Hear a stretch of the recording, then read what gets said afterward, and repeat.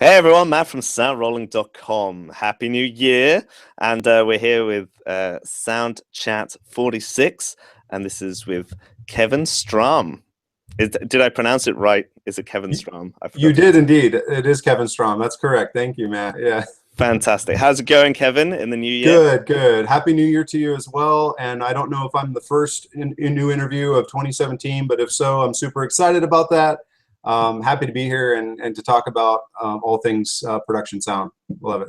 Fantastic. You definitely are. And thank you very much for getting into contact as well. The hardest part is trying to nail people down and see when people are free. And this is always quite a good time, actually, to try and get people just as things are starting up in January. So just give, for the people watching, a quick intro to yourself. Sure, absolutely.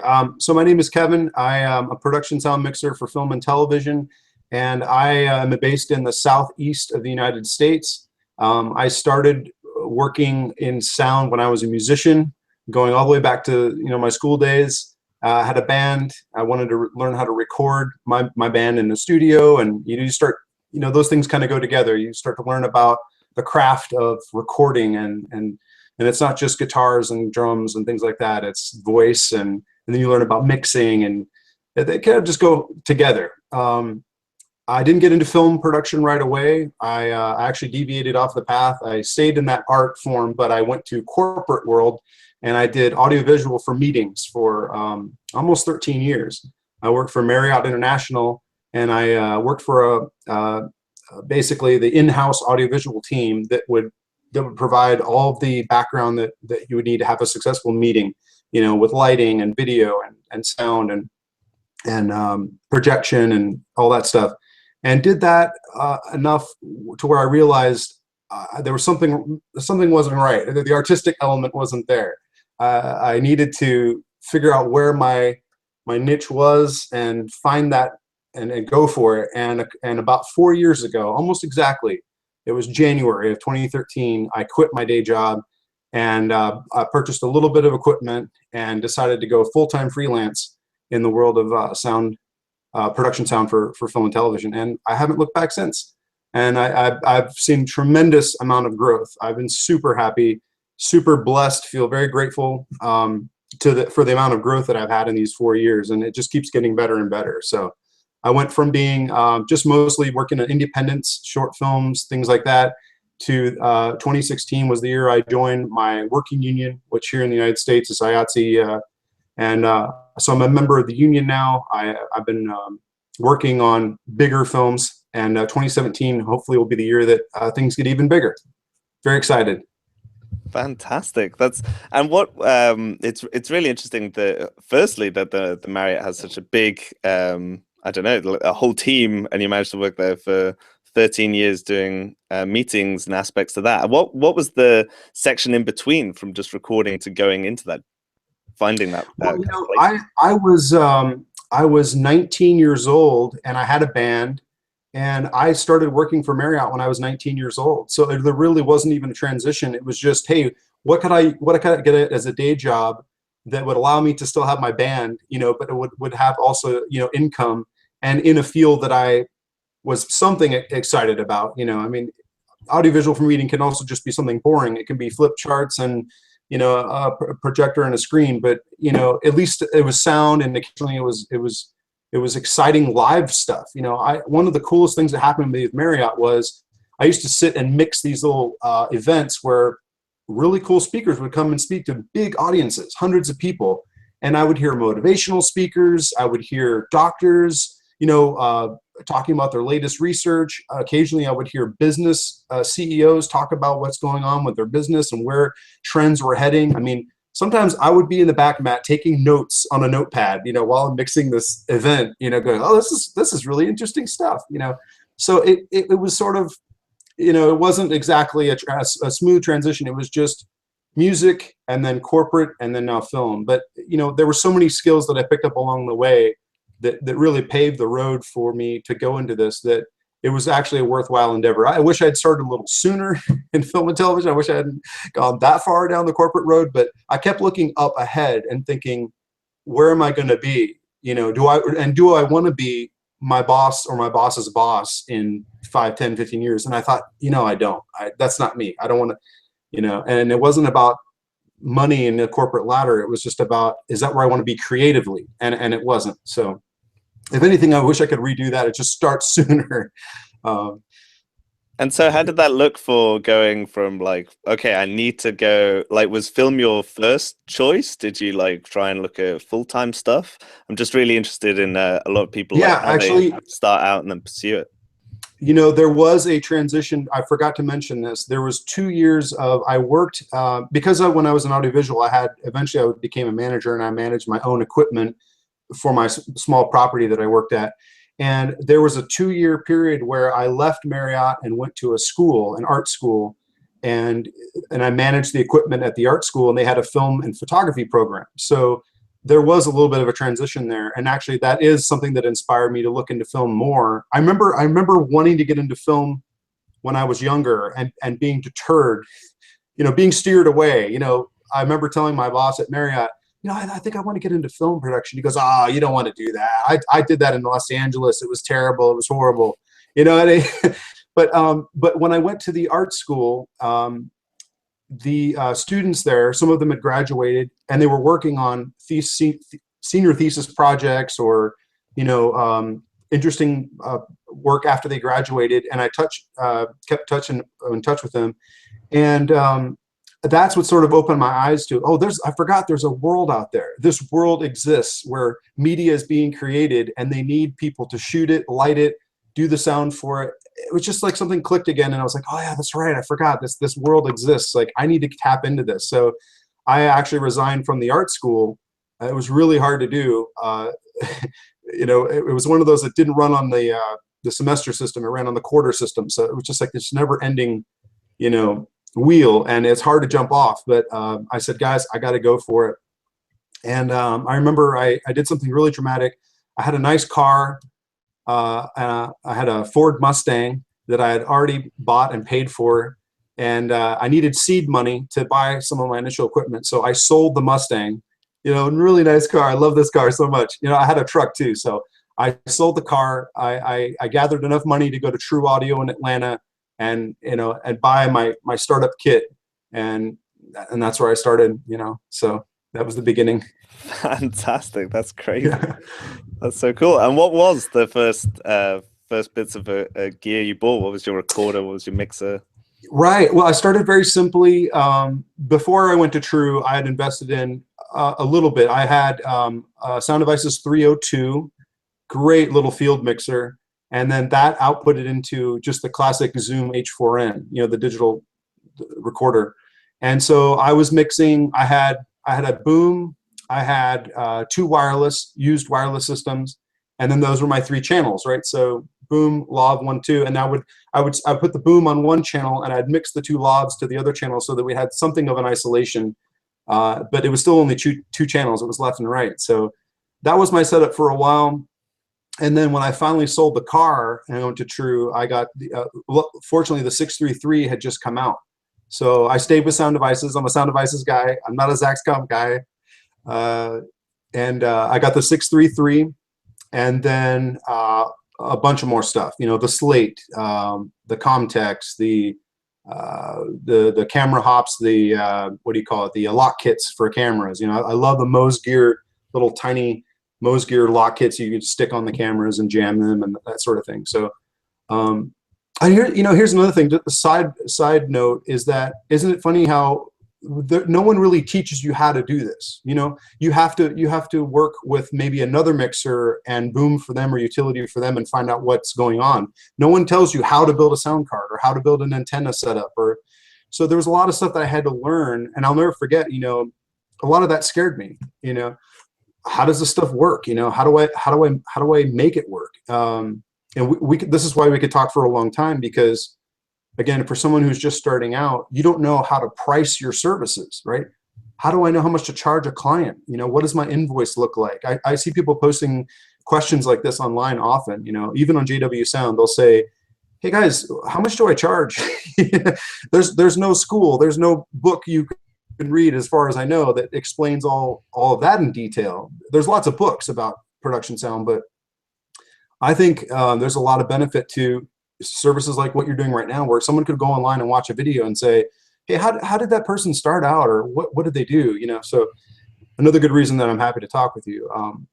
But yeah, just going back to that though, no one tells you how to do it. So I had a lot of learning really fast. I had to catch up really quickly. And fortunately, I feel like I'm a quick study, because that 633 used to be very intimidating to me. And now it's just, you fly right through it. So, yeah. And so what were the first kind of projects that you were, did you manage to, because, well, firstly, when people are starting out, they obviously, they look at the equipment, and you have the whole equipment, get the job, but you need the job to get the equipment kind of loop. So you managed to break Right. that with amazing sacrifice of a beautiful, a beautiful car. Yeah. So then how did you fill in the other half of the Right. puzzle of launching yourself? Because you'd had all this kind of the full time and maybe some contacts at the art school and stuff, but Right. what allowed you to kind of get the motor going? There's a powerful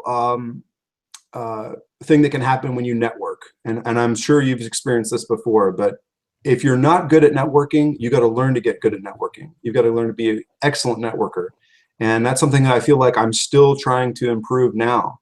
Is how can I connect with people better? You know, how can I sell myself? You know, when you're a freelancer, no one is selling you but yourself, right? There's no service or secretary, and most of us can't afford, you know, or maybe a marketing firm. When you get bigger, you eventually get to have representation. That's helpful. But when you're just starting out, it's just you. So I think I realized, maybe this is the corporate experience in me, that I needed to very quickly network and market myself just as fast as I could. And so I would go to meetings. For example, meetup groups we have here in right now in Charlotte, North Carolina, where I'm right now. There's a film community meetup group that meets once a month. So I was looking up meetings like, okay, where are these people hanging out? Where are the people that do business congregating and talking? And groups like JW Sound, you know, on Facebook, and an innumerable amount of groups online. How can I join these groups and connect with people and ask questions and get answers? And so that was something I just had to do right away, and I went for it. And because I didn't have my day job anymore, I had quit my job, I had my full time and energy and resources to be able to commit to being successful. And I just, because I had found that passion, again, something that just clicked in me, it was a huge driving force. It was just like, this is my number one job. This is what I have to, and it's still my driving force, is, you know, contacting producers, contacting line producers, finding emails, finding phone numbers, you know, speaking. I love to speak in front of groups, and I've spoken about sound production in front of film festival groups. The 48-hour film festival, we had one here in Charlotte. I spoke at that group in the days leading up to the actual event, and just marketing yourself like crazy. And so, but to go back to your question, I started out very small, and I also sought out in a more humble way. I sought out boom positions, and if you look at my credits, you'll see a couple boom larger films that I was too inexperienced to actually mix and didn't have the equipment to mix. I was booming on those, and very quickly tried to find mentors and folks that I could ask questions and learn from, and look at their carts. You know, how did you build this? What is all this? And fortunately, I did find some excellent mentors here in town. So that's a key part of it as well. It's not just the networking and marketing, but it's finding mentors. And I tell people that when they're just starting out, is try to find someone, you know, that you can work with and learn from, with the best attitude you can muster. You know, you need to be friendly. You need to be hungry for knowledge. You need to be willing to learn and grow. And if you can do all that, you're going to grow very quickly. That's my belief. Yeah, there was definitely a lot of low budget. Everyone's got that. It's great. It's great when you look at someone's IMDb credits and you start at the top, maybe on someone, you go, wow. And then you scroll back and you scroll back and you scroll back, and then you start seeing that, oh, okay, here's where they really started. You know, no name production, no name actors, you know, low budget stuff. In my case too, a lot of freebies, because I was doing a lot of short films, and I just wanted to get out there and try out the equipment and do a good job and make mistakes in an environment where it didn't cost me anything, right? You can't always make mistakes on big film sets. You get fired. But you can make mistakes on a smaller film, or almost like a couple notches above a student film. If you make a mistake or learn something on that shoot, it's not as necessarily that big of a deal. So there was a lot of short films and a lot of kind of low budget independent films here in the Southeast, especially in the last 4 or 5 years. Faith-based films have grown astronomically. It's just the category of faith-based. And so I ended up making friends with some producers in town. In fact, the very first movie I worked on, I was actually a background actor. I had volunteered. They were shooting it in a neighborhood not too far from me. So I went up to their film set, and I sort of knew the producers because I had sort of rubbed shoulders with them a little bit. And I said, I'd like to be a background actor. Just put me in whenever you need me. This is going to be great. I've already quit my job. I'm trying to do this. Let's just go for it. And true story, Matt, on that production, in about the last 2 weeks of the show, they fired their sound mixer. Apparently they were not happy with the results of the film, and the dailies were coming back. And the producer of that movie came up to me and said, don't you do sound? Aren't you like a sound person? And I said, yeah. And she said, would you like to finish mixing the movie for us?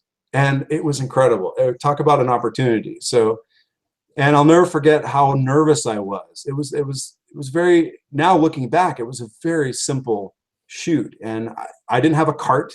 I didn't have a bunch of wireless. I had the 302, the Zoom, and a boom operator.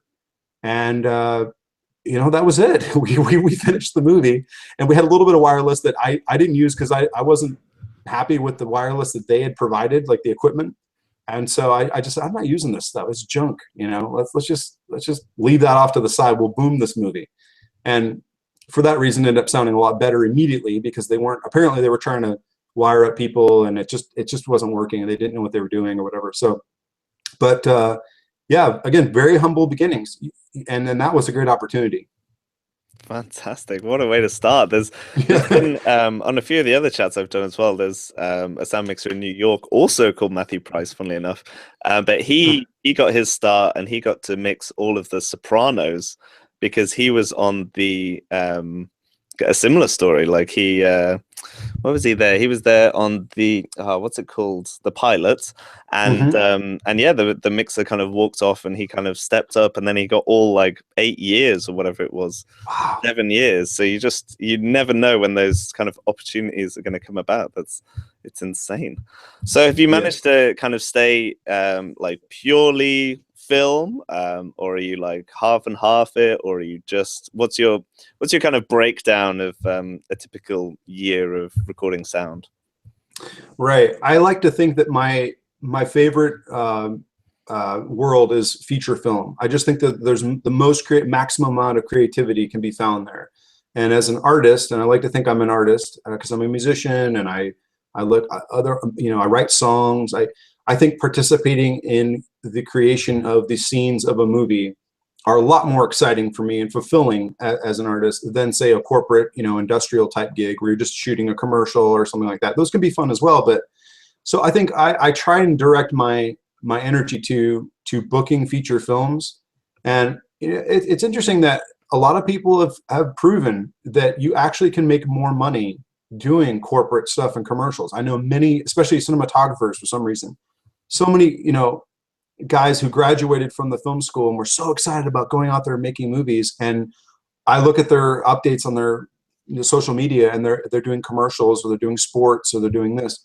And it's because they realize they have families now. They have to provide for their families. They can make more money every year doing that stuff and less in feature production. But that aside, I'm still pursuing feature films. I have a goal.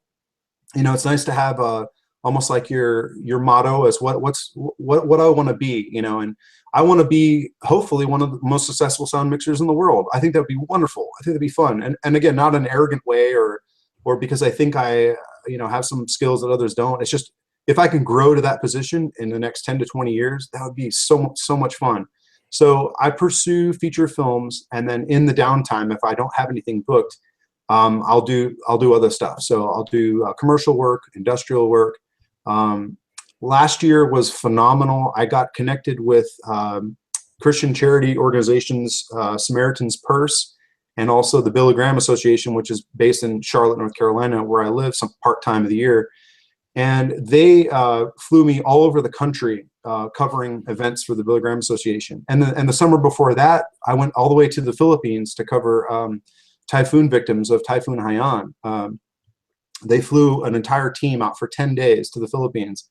So, you know, it's not always just about feature films. It's about those other opportunities, and those can be really amazing and fulfilling as well. But I enjoy doing other stuff. I enjoy, you know, commercials that are shot in 1 day or 2 days, and they usually pay really well. I remember in between my, I did one, well, I got to back up. In between this last feature that I did was a couple days on a show for ABC television, and it was called The Great Christmas Light Fight. They have folks who decorate all their yards with lighting and Christmas decorations, and then it's kind of like in December, you know, 3 or 4 weekends and whatever that show it, how it airs in December on ABC, they feature someone's yard and they give them a trophy for being the best yard in America, you know, the most decorated, the nicest, brightly lit. And so I got to work a couple days on that, and that was a lot of fun. Before that, though, I worked for 10 weeks on a reality television show. I'd never done reality TV before at that scale. I'd done other pilots and smaller reality TV things, but this was 10 weeks of a Bravo reality show. That was an experience. I'm going to be honest. I wanted to go back to film when I went. That's the nicest way I'll put it. It was interesting. It was something different, but it's not a world that I would want to stay in, you know. And I was working with another sound mixer who was the supervisor on the show. He was all for it. This was his world. He loved it. You know, he would ask me questions about feature. Oh, what do you do in feature? Why do you do it that way? And what's this for? And you know, because his whole world is television. And I think certain people are geared for television and specifically reality TV style mixing. And then others are geared for more production sound and for, you know, more controlled environments, you know. God, I love having another take at something. So, yeah. No, that's really cool. I think it's really kind of, I guess, lucky as well, just being in the kind of world that we're in at the moment, where all the content as well, especially what used to be kind of corporate content, very kind of, it was just an interview, it was just kind of like, or a commercial was just kind of like the product, and then just like buy my whatever kind of thing. And now more and more, I feel the kind of film aspect and the storytelling is slowly starting to creep in out of necessity, because people aren't, if it's not interesting and engaging anymore, people are just switching off or skipping the ad and doing stuff like that. So it's really interesting. I also went a similar route, just kind of focusing mainly on film, but then I was also focusing more on kind of creative content as well. And I felt that was a really good complementary mix of basically doing kind of mini short films, but they just happen to have certain ice cream or like drink a coffee every 10 seconds or something like that. So it's really lucky that everything's kind of all kind of meshing into one. And TV, again, I did like kind of daily, the odd daily things as well, but much probably like your reality experience, I kind of found that it wasn't really for me. And just being involved in that creative process is really, really cool. But when you finally grab one of these feature films, how early in the process are you usually there? Just talk to me about kind of the setup and the discussion. Are you usually being brought in right at the last second, or talk to me about your most recent one? That's probably going to be the kind of best example, isn't it? Sure. My most recent film was called Misfortune. It's a thriller starring John Cusack, Willa Fitzgerald, L.R. Coltrane from Boyhood, Jacob Artist from the television show Glee. Really talented actors. One of the biggest I've ever worked on to date. So I'm super excited about it. You know, big names, you know. And I was meeting with the line producer of the film for coffee, several weeks before filming began, and I was given the script, and I always read the script at least once or twice. And the sad thing is the script always changes. So you don't want to study it too much because, hey, what happened to that scene with, oh, we cut that, or we rewrote that. But initially reading the script is very important because it's going to give you an idea of how many characters you have on screen at one given time, where we are, what environments we're in, what kind of challenges will we face as we get into this production. So I was reading the script a couple of weeks before production, and then I was invited to what we call a page turn, where we sit down at a table as an entire group of department heads, and we all go over the movie page by page, sort of scene by scene almost. And in the past, I've had meetings where we actually read through the dialogue, and in other meetings we have where we just go through sort of scene by scene and talk about it, because it can take hours to go through a 120-page script. Or 100-page screenplay. We go on a location scout. That's always super important. And people ask me, well, how much difference does it really make when you go on the location scout? How much are you going to change if you find something you don't like? And the answer is sometimes you can make big changes. I like to tell a story where we were scouting a home that was had wraparound porches, with rocking chairs, and it was just beautiful, country side home with a porch. And this particular home was near a busy road, and the DP and the production started sort of eyeballing the front porch and think, oh, this is a great porch, you're going to love this. Well, I walked around the entire property, I walked around the entire home, and I found another porch in the back. They had another one equally as charming. It had seating and a little overhang and all this stuff, and it looked out into the countryside. And I said, hey guys, what about this one in the back? This one's not facing the busy road. Let's use this one in the back because it's a lot more quiet. They were like, okay, yeah, that works. That's fine. Yeah, we could do that. So, I like to think I avoided potential noise issues, background noise issues, just by simply suggesting that we use the other side of the house. And again, you don't always get that success. A lot of times it's just, you're going on those location scouts to see, what's in store for the future and how to prepare for it, right? So, where could our truck park? Where could we put our carts? What are we hearing on a daily basis? This is a true story. On Misfortune, we were in a nature preserve, or no, it wasn't a preserve, it was just a tract of land, and it bordered a military base. And I didn't know this when we scouted, because we only scouted one day. But they were doing training exercises at this military base while we were shooting, and you could hear gunfire, you could hear explosions. It was almost comical. It's something I don't get upset about. I try not to get upset about anything that I can't control, right? So if I can't control the bombs going off, then why am I going to get upset? And people would look over at the sound cart and go, "Oh man, you just must be dying." I'm like, "Yeah, this is bad, but it is what it is. You got to press forward." So that was a struggle. I didn't catch that on the scout. I didn't hear any gunfire or anything. I just thought it sounded like a peaceful tract of forest, but it ended up bordering. And I took a video of my phone. I'll have to share it. Maybe I'll upload it to a YouTube channel or something, where I'm filming the antennas of my carts. Just to see, and then, but if you listen, you hear the bombs, machine guns, and it's just something we had to go through. And fortunately, our assistant director and our director were very sympathetic to the sound. They knew how important it was, and so they would wait in between or ask an actor to say a line again if it was interrupted by background noise. So, but yeah, scouting is important. And then I try to meet with, I try my hardest to meet with wardrobe ahead of time. I want to see what the actors are wearing, if that's possible. Look at the fabrics. Actually go into the wardrobe with permission, be as friendly as I can, and go into the wardrobe department, costume department, and say, hey, can I see what everyone's going to be wearing? And sometimes you have an opportunity to point out a fabric that might be a little bit noisy, or, the big one for me is these kind of poofy jackets that people wear in cold weather. Just very loud. They're noisy. I mean, you can just run your fingers over them and they make noise. So we're looking for the soft cottons and those kinds of fabrics that are that are more quiet when the actor is wearing them. And any opportunity I have to steer them away from something, or maybe I'll get a heads up, you know, is anyone wearing a scarf? You know, actors, men and women, wear scarves sometimes. I also mixed on a film that had a Muslim woman, and she had the hijab.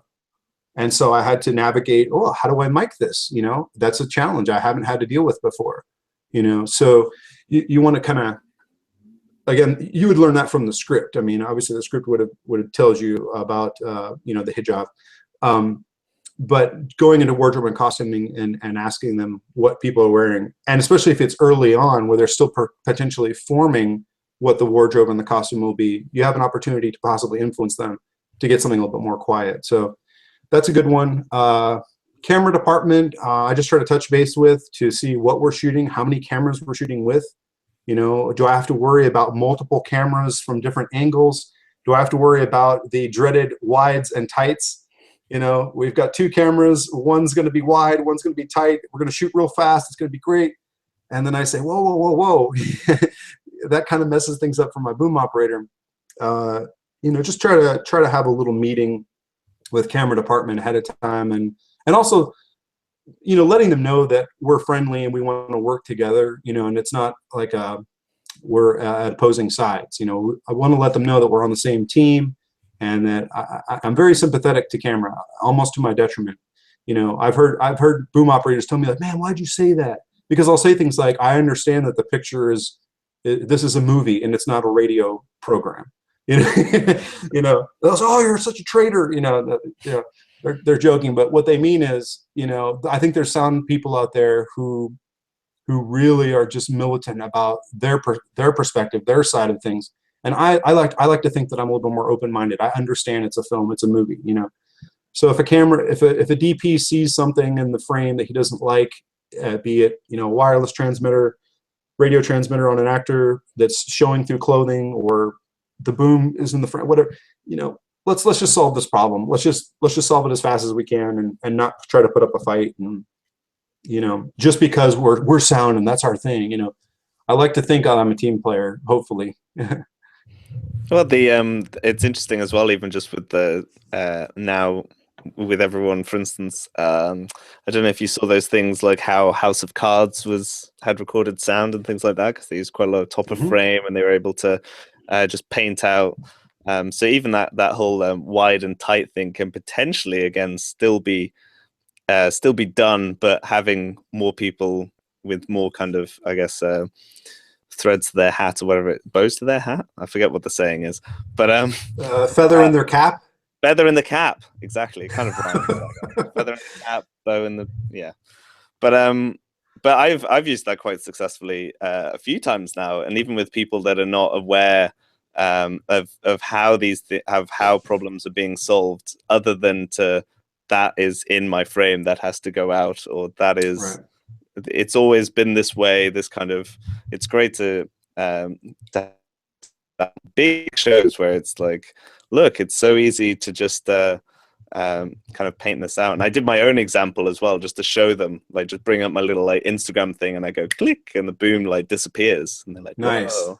It's like, it can be done. Please, I know you're not going to let me like watch like a 5-minute video to explain it to you, but look here, I did it myself. And it's out, and it's fine, as long as there's nothing in the background and nothing in the foreground. That's brilliant. That's a great idea. I like that, because it's on your phone. You can pull it out of your pocket right there in the moment in the conversation and just say, look, and then you've instantly communicated your point. That's wonderful. That's a great idea. Yeah, no, it's really good. I think it's on my Instagram somewhere. But yeah, just having those things and basically being able to reassure directors, or the kind of people that are entrusting in you for sound, but you might have like different knowledge to be able to solve problems that also relate to other departments. And it's really, I guess it varies so much depending on who you get, because I've done films where people are really on board all the time with everything you're saying. It's like, I don't care, I just need the best sound. Was it good sound? How can we do this? How can we do that? And just offering all those different options, rather than being like, no, this isn't working for me and I don't know what to do. I find it's really, really useful. But cool. I also think if you have a great relationship with your camera department, sometimes you can be a really smooth working team and working together. I thought of a great example of that. We did a movie called The Reason. It hasn't come out yet. It has Lou Gossett Jr. in it. He is a Oscar winner from the 80s. We had a scene where we had a wides and tight situation, but I talked to the director of photography and he said, I only need this wide at the very beginning, and then we're going to cut to the close-up. I know I'm not going to use this wide the whole time. And so I said, great, can I bust your frame? Which means, can I just dip this boom right down into your wide shot and ruin it? And he said, absolutely. And we just sort of did it with a visual cue. So the scene started, we got our wide, and then I talked to my boom operator, said, okay, go ahead, bust the frame. And he just kind of had this look on his face like, are you sure? Are you crazy? No, we've already worked it out, don't worry. And so the boom just dropped on down, and it was fine because the DP knew that he wasn't going to use that point of the wide anyway. So good communication, and sometimes it helps to have a friendly camera department. It doesn't always work that way, but that was a good example of good teamwork, making that happen. I think we're getting close. Another solution, like you said. Oh, no, sorry. I was just going to say, I think, yeah, we're getting closer and closer to more people just being on board with the final goal and realizing that it's not just kind of keeping those kind of sides going, winning and losing kind of thing within departments. Yeah. Seems very, very bizarre. Right. Less about compartmentalization and more about teamwork. An ideal setting. Yeah. It really depends on personalities, honestly. That's why if I was a line producer or a UPM in charge of hiring, I would just be dying because you just don't know what people's personalities are like. And that's another reason why I tell everyone, if you can, meet with someone for coffee or drink ahead of time, because if they can get to know you, who you are in a few moments, people form opinions of others in I think it's like seconds. Yeah. But if you can sit down with someone and they get just a general idea of what your personality is like, man, that's going to sell you so fast, more than an email or even a phone call would. So the personalities are great. And there's other factors as well, recommendations and experience and all that. But yeah, I love it when I hear from another crew, they say, oh man, I got off this movie and everybody got along great. We were like a family. It was wonderful shoot. I can't wait to work with these people again. That's how we would wish it would be every time, right? Unfortunately, it's not always the case, but it's amazing when it is like that. And those are the shoots that we want to be on. And you think you're plowing so many hours into into these films, not just days, but like weeks and months, and everyone's together, and yeah, it just makes everything so much better. So talk to me about your team then, your sound team. Do you work with the same boom operator all the time? How does that kind of play out? Right. I went through an interesting period this year where this past year where I transitioned from completely independent to now union. And there's a little bit more rules and structure when you're in the union than when you're non-union. So I had a boom operator that I worked with on several films. His name is Thomas. And he's super, super skilled. He's just a great guy. He cares about it. All the best things I could say about him. However, he's not in the union yet. So when I started doing union films, I had to reach out and find union boom operators. So this last particular movie, I got a guy named Wesley Moore, and he did an amazing job. He was awesome. So I like to think that I stick with the same people when I can. But another thing is that sometimes you want to choose a boom operator that maybe might be best fit for that production. Case in point, I think this was a good decision, but I worked on a movie called Savannah Sunrise that had a large female cast. And so I thought, it'd be great. I should get a female boom operator. I should get a lady boom operator. And she could interact with ladies potentially better, than a male counterpart. At least that was my theory. So I got this really cool, reached out to me online. Her name was Ashley, and she came and boomed this particular film and did a great job. And, I just think there's a value in that. It's like sometimes it's easier to have a lady working with a bunch of other ladies than a male working with a bunch of ladies. You know what I mean? So, it depends on the dynamics. But so I've worked with, Ashley, Wes, Thomas did a lot with me. And then the other ones, when they were just more low budget independents, sometimes it was just someone that was assigned to me, and I'd have to train them. But I like to think that I have a mindset of a teacher, and my dad was a teacher, so and a pastor. So I like to think that as long as they've got the good attitude, I can train them when they come in. If they come in and they're not engaged and they don't want to learn and get better, then it's a struggle. But if they're new and they're green and they don't know anything, but they're extremely enthusiastic and they want to learn, I'm on that right there. That's great. That's all I need, So I worked with a kid, he must have been like 17, 18 years old on this low budget faith-based film, and he did a great job. He was like a little ninja crawling around different places and just making the booming work. So yeah, but going forward is going to have to be union guys, union crew, because that's just the road that I'm on now. So and the good thing is there's lots of experienced, really good union people out there. So. And is it quite easy to join the union? I mean, I'm over in the UK, so we have kind of we have our union as well, and it's fairly simple. It's just kind of a couple of credits. I think it's like they have to be certain size. I forget even how to do it. But was it quite easy for you to join after you had so many things, or was it just kind of? I like to think that it was fairly straightforward. I mean, I looked up what the parameters were, what the requirements were. And once I knew that I had all the required elements and I had sponsors, just other members of the union who are in good standing, who write a letter of recommendation. It's something very brief, just a few sentences saying, I know this person, he would be a good asset, a good member of our family. I invite you to accept him into the working union. So it was fairly straightforward.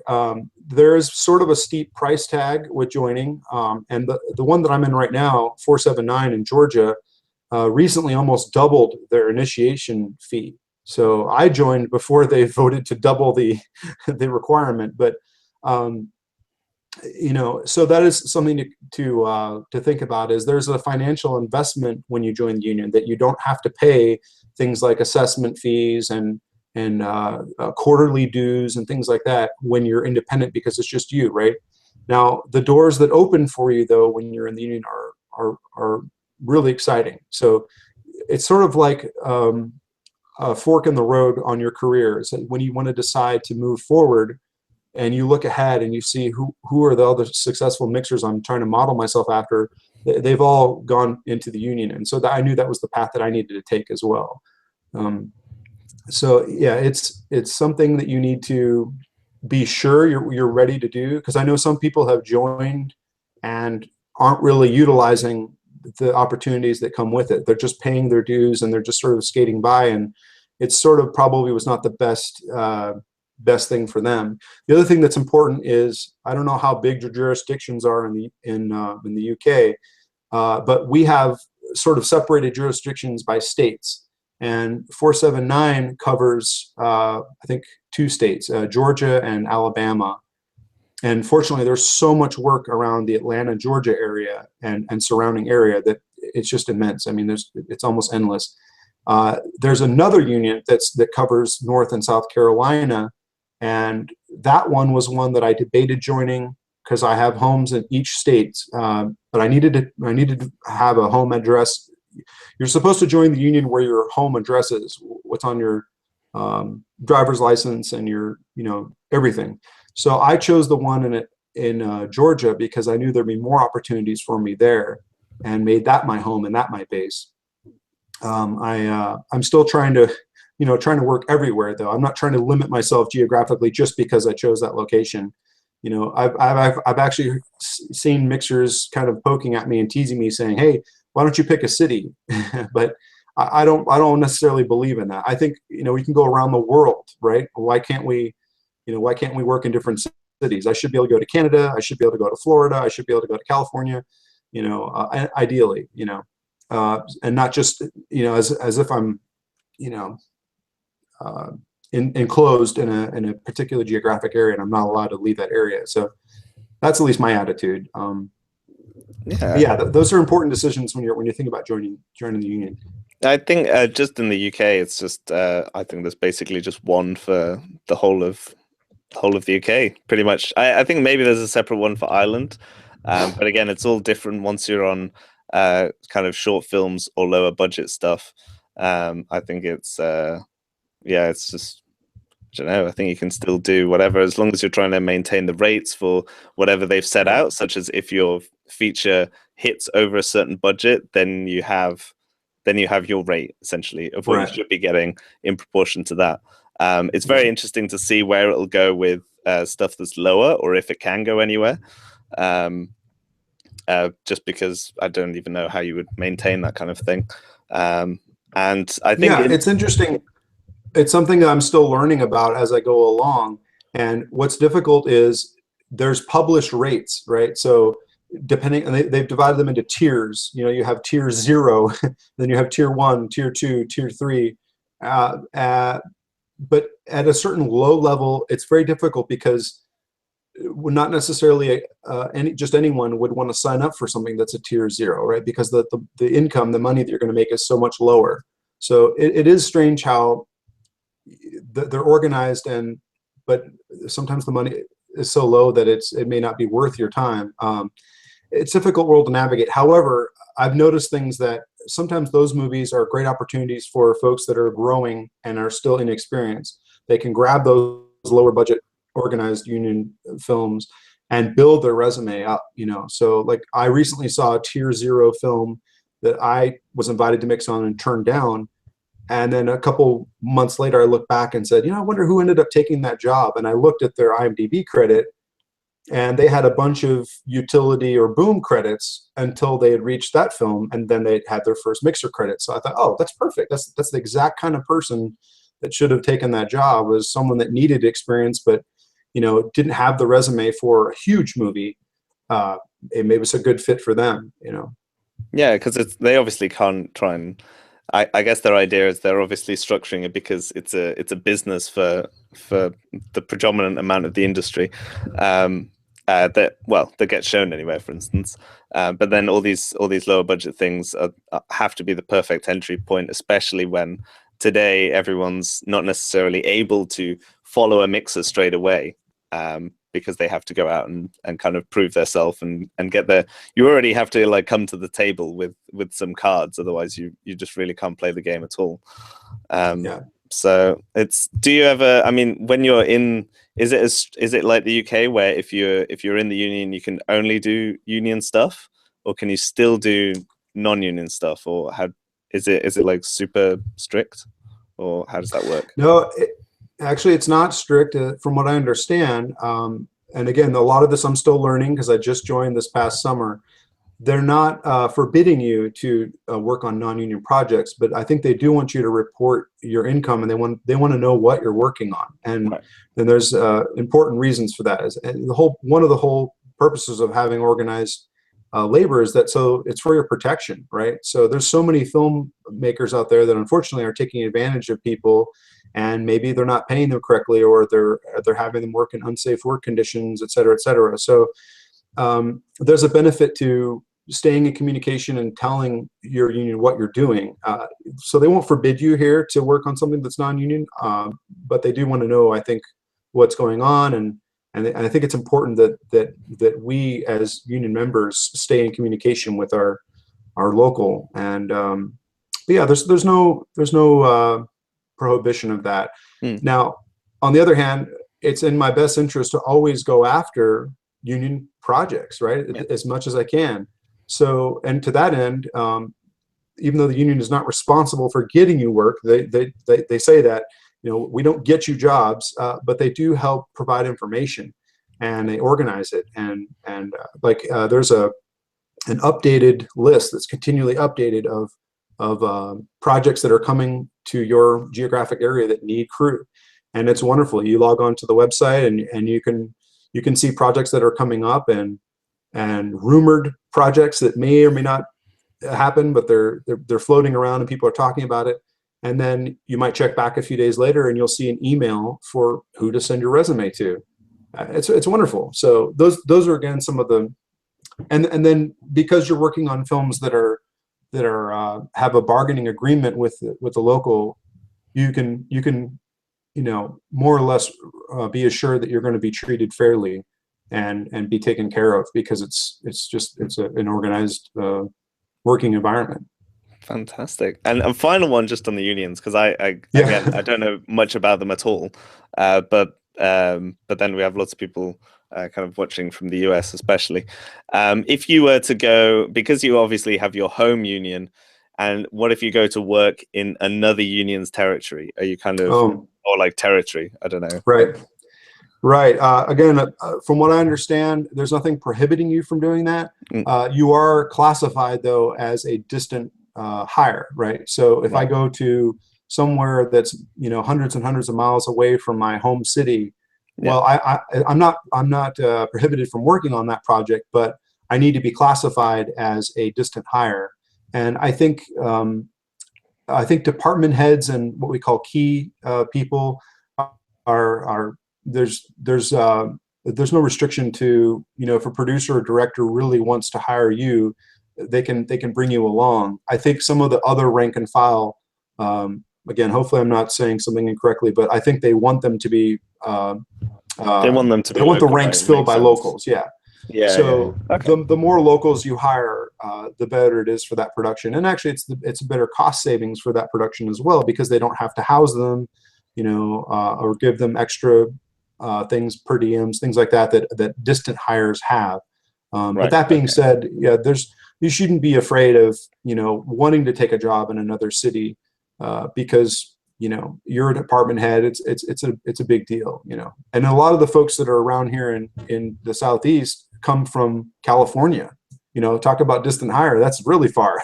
That's the other coast. So it's a common practice, as far as I know. No, fantastic. I mean, again, being from the UK, which is basically the size of only one of the states, it's a lot more. It seems a lot more simple around here. And for me, it was just a case of I just focused on getting to London, because London is kind of just the home, especially for film, in terms of independent and short film. And then there's a big kind of commercial, corporate kind of sector as well.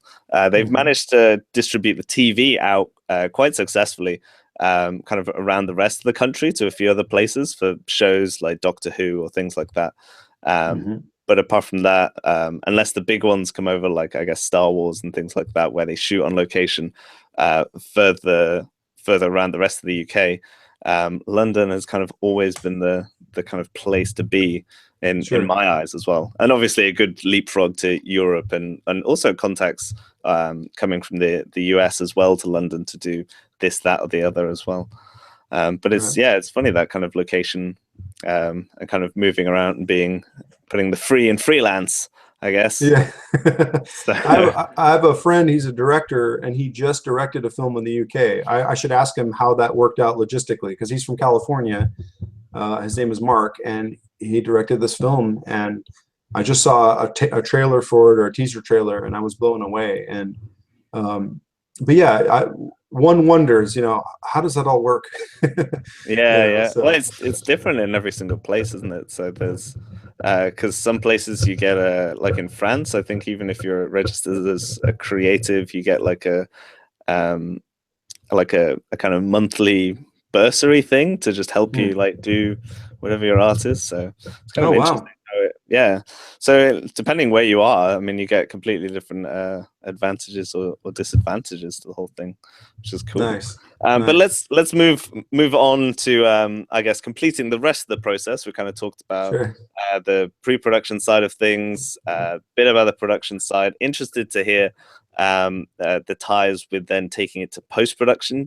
On your latest film, for instance, did you have any communication with post-production? What were you doing in regards to metadata? Just kind of talk us through that kind of side of it. Sure. I'm so glad you asked me about that, because this last film was one of the best examples of collaboration between production and post-production sound. We shot for a couple of weeks straight, and I was in communication via email with our post sound designer, I think. Not so much the editor, but the gentleman that would be doing the sound design for the film. And then, fortunately, he came to set. So the last week week and a half, he was actually on set and very friendly, very cooperative, very respectful, didn't want to intrude, but he could tell that we were immediately going to collaborate and we were on the same page, because I had been emailing him throughout the production asking him, you know, hey, do you want me to try to get these extra sounds for you? You know, we're here, we have the equipment, you know, we usually have extra time, or we can make extra time. How can I help you? And he was just so thrilled. So he was, you know, on set and was also able to collect sounds himself. He had some of his own separate equipment just because he was an enthusiast. I mean, he's a sound person as well. And so he would kind of go off on his own sometimes, just collect random, you know, bits of nature or you know, whatever. And then, yeah, because he was there, we were able to communicate right there on set with, you know, with any questions he may have had and that sort of thing. And then the other thing is when it regards to metadata and that sort of thing, I try my best to label everything as best I can when I'm recording it, right? So track names are always named for their characters, and I always try to put them on the same track, right? So I've got the 688, the sound device is 688, and throughout the film we have different locations, we have different places, and actors come and go depending on their calls. But whenever they were on screen and we were recording them, their name was always on the same channel. And I like to think that Post loves that sort of thing, because whenever I talk to Post people and I say, what helps you or makes you, you know, makes your job easier, that's one of the things they tell me is, you know, the time code's locked, everything's synced, things are labeled and named correctly, you know, and sometimes they'll specify a certain file folder structure, you know, where they want the top folder name this and the middle folder name that, and then I try to take as many notes as I can as well. So I love the note field. So while the track is recording and the actors are acting, you can be quietly typing on a keypad and, you know, noting what is a good take or what was maybe some problems that were encountered in a take, or you can circle takes. What else? If you're paying attention to the time code, which I always set to time of day, I could actually put in the time code that at this point during the take, you know, at 16:48, something cool happened, you know, or whatever. And then if I ever do like sort of a breakaway sound bag, which I did on Misfortune, that would be a separate card, but it would be jammed sync so that the sync would match. And then I would put in the notes or whatever in the metadata what was going on with this bag. So for example, we have a scene where John Cusack is firing a rifle across a lake, and you know, and the sound of the rifle is just traveling across this small lake. And I thought, you know what, I'm going to put a separate bag with another shotgun mic way across on the other side of this lake, or as far as I can get, you know, hundreds and hundreds of feet away, meters away.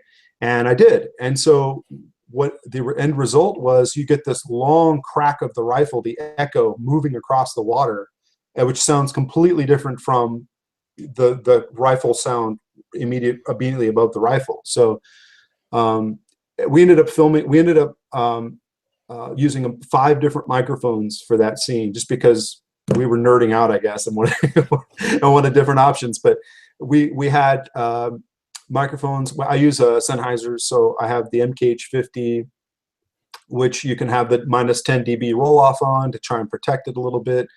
I also had a 416 plugged in at line level phantom. This is a trick someone taught me, where if you're trying to record something that's a very high volume, but you have a phantom powered microphone, there's an option on the recorder for line phantom. So now that sound has to be a huge amount of energy in order to register, and you can actually turn the gain up because it's a gunshot, but it's or a race car or something going by, but it's not going to overblow your input because it's at line level and it's on at mic level. So I didn't even know you could do that.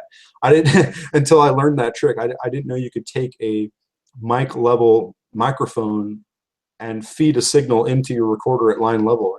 It's amazing. It works. And then we had the microphone across the water on the lake, and you know, I felt that was something that Post would have fun with, you know, and they may throw it away. You know, the attitude is always just, hey, here it is. We have extra resources, we have extra time, but let me just give you this and see if you like it. And I got good feedback. I got, the director heard it in the dailies. You know, Andrew, the post supervisor or sound designer, was thrilled. So, you know, it was fun. It was just an extra little bonus. I'm trying to think what else post. As long as you're communicating with post and you're emailing and they're getting your dailies back, you know, as long as they don't have any comments, like no news is good news, you know. I always love it if I hear back from an editor, or I hear back from even the director himself saying, you guys are killing it. You guys are doing a great job. That's awesome, because normally they don't say anything, right? Yeah. Sound is a department that we don't have anything that sparkles and dazzles and people go, oh, wow, did you see that scene? It was amazing. We only hear if it's something that goes wrong, right?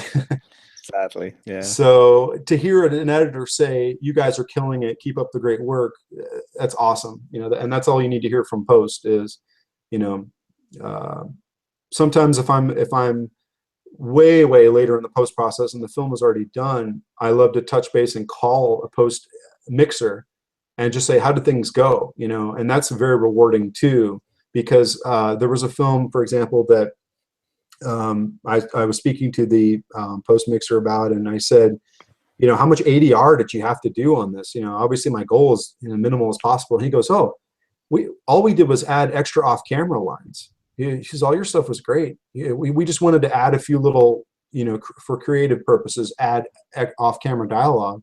And they always want to know what microphones you're using in those scenes so that they can match them. So that's important as well. That's in the sound report. It's always in the sound report is what microphones I'm using, what wireless lavs I'm using, what booms I'm using. And if they don't read that sound report, which sometimes they don't, they'll call me and they'll ask me, or they'll email me and ask me. And it's so easy to just reply to that email as well. But sometimes it's very specific, right? So for example, if they're in a vehicle and they're talking, I'm using my Sanken Cubs, which I have. You know, there's lots of different ways to mic everything, but I still use Sanken Cubs in cars for the most part, especially, you know, low ceiling where I just can't feel like I can't hide anything very well. So maybe they didn't know that I was using Sanken Cubs and they want to add off-camera dialogue in that scene. Well, they need to know that that was a Sanken Cub in that scene. So in the report, it just says microphones used throughout the entire film, you know, in general. It's not necessarily what did I use in this particular scene. So maybe that's something I can improve on, actually, is be more detailed to say which microphones were used in that particular scene. It'd be very easy to add in the notes. Yeah, because what I do, I've also got a 688, and all I did was in the sound report column in the because it has a section called mics. I only put the wireless types that I use. So I only have COS 11s or DPAs. But then for actual boom tracks, then I have then I just have it in the boom track. So instead of I just call it boom dash, and then like the 416 or boom dash, whatever, and it'll just and then it would just come up then, and then they can assume that just then obviously the wires are still like the character names, so which never change. Yeah, they're always going to use. Yeah, that's great. That's a great idea. Yeah, so that's right there in the track name. I like that. Okay, maybe I'll adapt that. Well, have you had any luck with, because I've never used the circle feature on the sound reports. Have you ever used that within your mixer and then like processed and seen the results? Does it just bump it all the way to the top, or? It does. Yeah, that's the only thing I don't like about it is once you circle a take, it sort of falls out of numerical order and can look somewhat weird on the sound report. I've done circle takes when I'm on a feature where a script supervisor who's inevitably sitting next to me says, you need to circle that, you know, that the director loved this take, circle that. So if I'm on a set where no one's telling me to circle something, I'm not going to actually use the circle function, because usually the script supervisor's already made a note of which take they like anyway, So as long as I'm being extremely militant about my labeling, and the particular take is labeled and the sync is always synced to my best of my ability, I usually don't worry about the circling anymore. That's just my style. I just put it in the notes as well, like good or Yeah. fave or something like that. Yeah. But Great take! Exclamation. yeah, it's just like generic great take. It's like great take for who? I don't know. But no, Yeah. that's really cool. I tend to I've started more and more kind of, I guess, burning the candle from both ends, mainly because I love metaphors, and and doing also post production on the stuff that I do location stuff for. So just Yes. did a feature in Amsterdam for 5 weeks, and that was really interesting. I don't know if you had a similar thing with the editor being on set. I don't know if that was even possible for your thing, but it was really useful to just talk to him all the way through, and then on when we had days off and stuff, it was cool, like putting little scenes together and just making sure that I had enough of everything I was getting. But yeah, that kind of feedback aspect to the whole thing as well, I think is really, really important. And I guess and yeah, just I guess being in contact with post production is, yeah, it's really cool to see what people actually think, because obviously they just get it and then they have to kind of mold the clay, as it were. So Well, what a unique opportunity you have. I mean, I think that's on your Amsterdam movie, that's an ideal setup. I mean, I wish it could be that way every time, because it would make things so much smoother. And honestly, I think if producers realize this, it would probably save them money.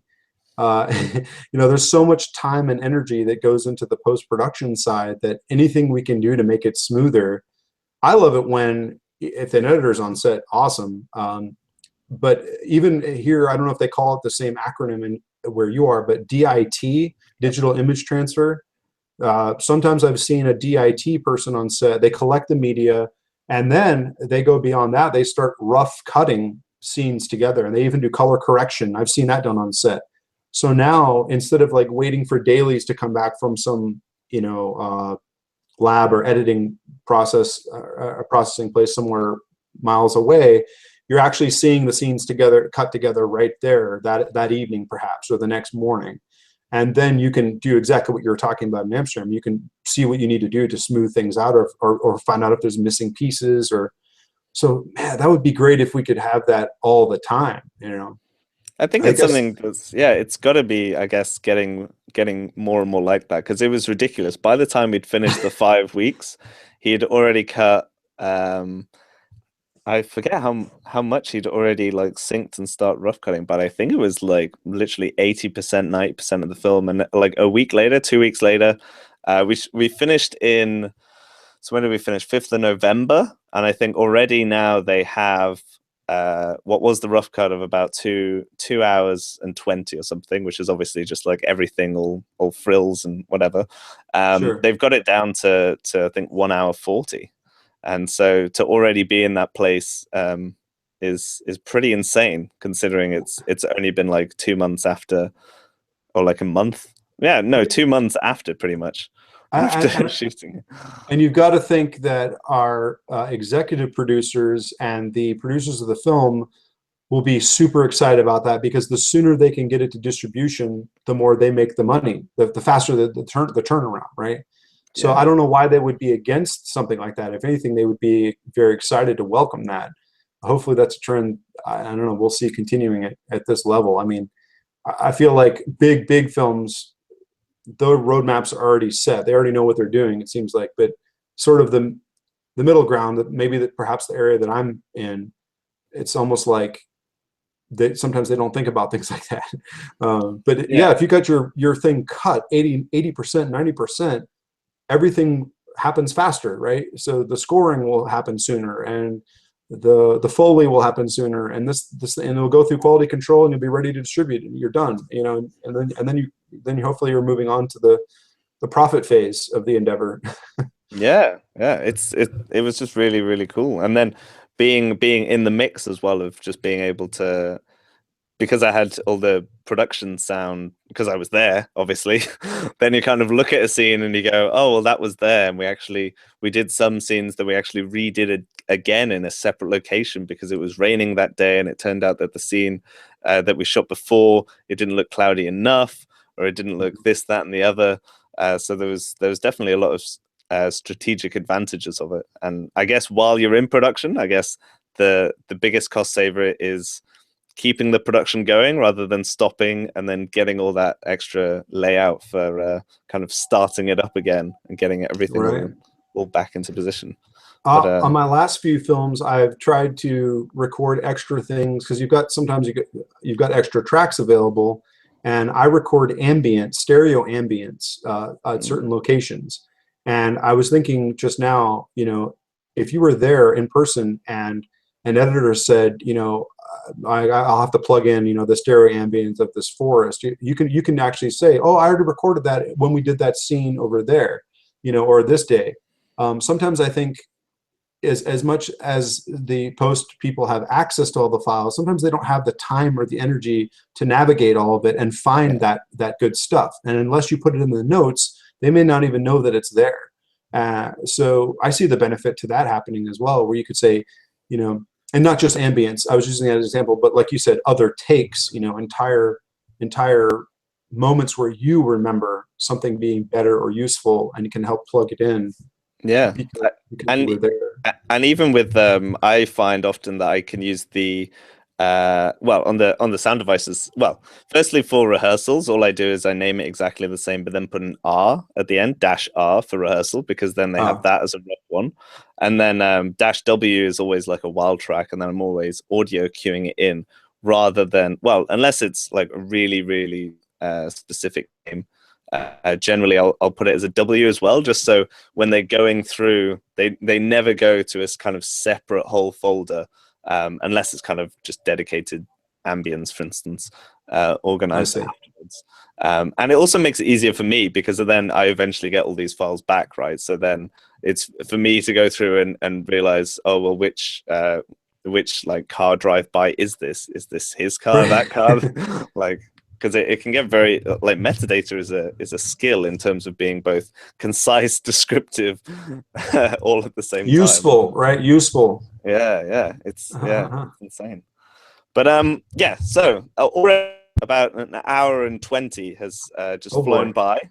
Exactly. So I feel that since we've managed to get through the whole entire production process, that this is a really good starting point. Because eventually, with all these sound chats, I'll be coming around to people again. I think that's a very important thing as well, and what's going to be really useful. So I can look back at this archive when I'm 125 or however long in the future and just go, oh, well, not only do I have just one context in time, but then also a complete progression all the way through, which I think would be pretty cool in trying to also document the industry as well. So thank you very much for your time, Kevin. But if you have anything else that is on your mind for the people out there that are watching, I don't know, this would be the time. Wonderful. Well, thank you for having me, Matt. It was a pleasure talking with you. I love connecting with people, and in this case, literally around the world. It's amazing. It's a great thing. And to anyone watching, I would just say I hope to be able to work with you someday. Or if I can help you in any way, let me know, because I feel like I have a heart for teaching and for helping people. And I like to think that it's not just about me. We shouldn't be thinking it's not just about us as individuals. It's how can we help the next person that's coming along as well. So if I can help you in any way, reach out to me, look me up, send me a friend request, and let's stay connected, because we can all help each other. So I'd like to think that in the same way that I might be able to give someone a job or a recommendation, they could do the same for me. And I'd love to get a phone call or an email someday and saying, I saw your interview on soundrolling.com. You seem like a competent person. Would you like to work with us? And then vice versa. So again, thank you for this opportunity. Let's have a great 2017, and best of luck to you and everyone. Fantastic. Thank you very much, Kevin. We'll talk a little bit offline, and I'll just say goodbye to you all. Be sure to subscribe, obviously, as well. Click that little bell if you actually want to hear when these things pop up, because they're very kind of last minute, and unfortunately can never be as kind of staged or scheduled as just being freelance is. You never know when you're working, and then suddenly you are forever. So it's really good. So until next time, see you later.